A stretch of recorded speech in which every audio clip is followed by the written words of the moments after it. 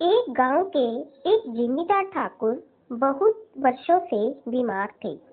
इलाज करवाते हुए कोई डॉक्टर कोई वैद्य नहीं छोड़ा, कोई टोने टोटके करने वाला भी नहीं छोड़ा, लेकिन ये कहीं से भी थोड़ा सा आराम नहीं आया। एक संत जी गांव में आए, उनके दर्शन करने वो जिम्मेदार भी वहां गया और उन्हें प्रणाम किया।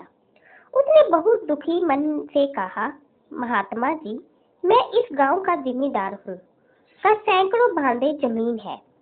इतना सब कुछ होने के बावजूद मुझे एक लालायक रोग है जो कहीं से भी ठीक नहीं हो रहा। महात्मा जी ने पूछा, क्या रोग है आपको?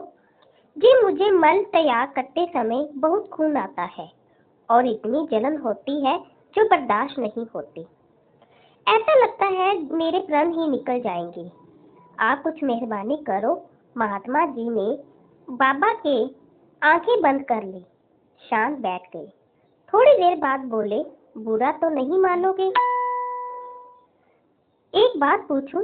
नहीं महाराज जी, पूछिए।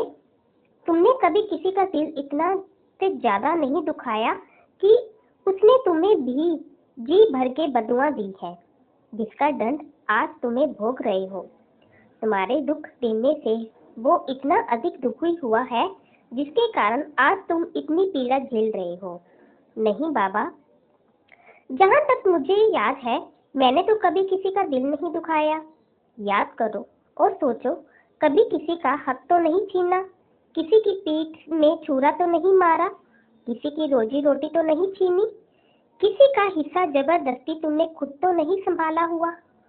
महात्मा जी की पूरी बात सुनने पर वो खामोश और शर्मिंदा होकर बोला, जी, मेरी एक विधवा भाभी है जो कि एक वक्त अपने मायके में रहती है।